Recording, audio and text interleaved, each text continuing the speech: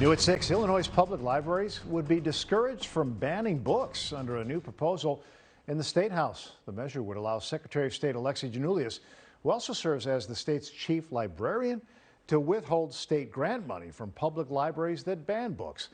And the American Library Association, this is why it's important, has identified a record number of efforts to censor books and resources last year. More than 2,500 individual titles were under scrutiny. 58% of the challenges focused on books and materials in schools, 41% challenged materials in public libraries. And joining us now is Deborah Caldwell Stone, the director of the ALA's Office for Intellectual Freedom.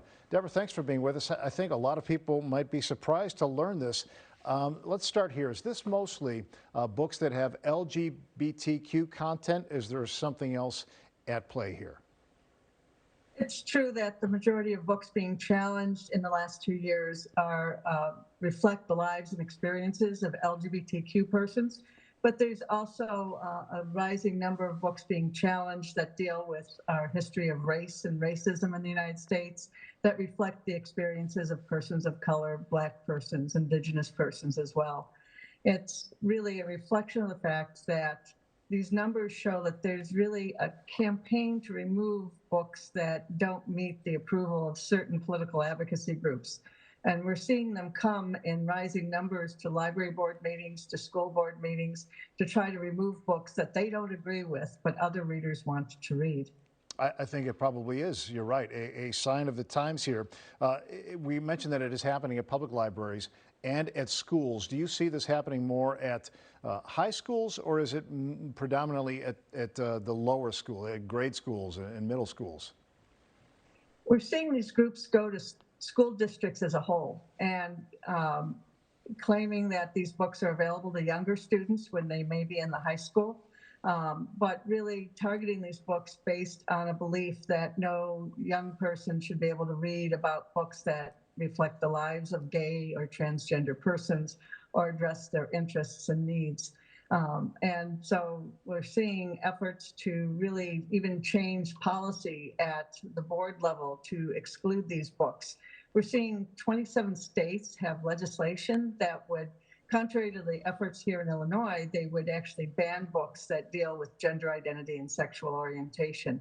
And it's a real threat to the ability of young people to gain experience, to understand other people's lives, and even just to find their own lives and experiences reflected on the shelves of their school library or their public library.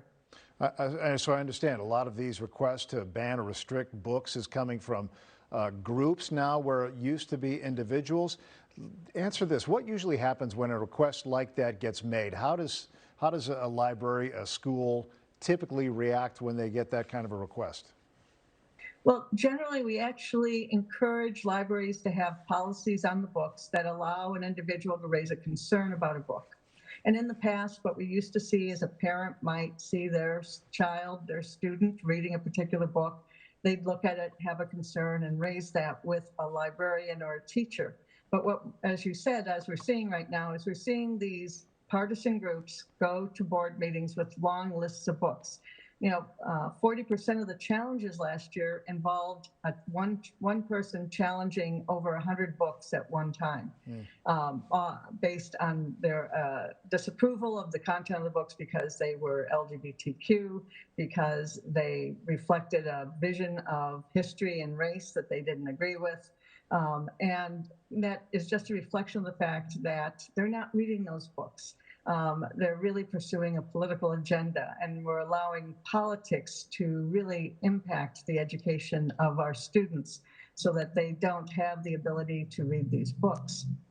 For parents and families who want to fight back against this sort of censorship as they may see it here in restriction, how would you encourage them to put pressure back on the school system, or maybe to let them know that we support the books that you want to circulate? Well, actually, there's an initiative now for everyone to use who wants to fight against censorship, both at school libraries and public libraries. It's called uniteagainstbookbans.org. And it's a resource for community groups, for individuals to use to learn about book censorship in libraries, to learn how they can fight against book bans. to participate. It requires all of us to get involved. Every one of us as individuals has to be there. You have to be there, to go to board meetings, to make sure you vote in local elections for board members, for other elected officials. Know who you're voting for. Make sure that they support the freedom to read, that they support the ability of parents to make their own choices and not have other parents' choices imposed on them. And there's a great number of resources there for everyone who wants to learn how to fight censorship. And I recommend that everyone visit that website to learn what they can do. All right, we appreciate your read on this situation. Deborah Caldwell-Stone, Director of the ALA's Office for Intellectual Freedom. Thanks again. Have a good weekend. Thank you.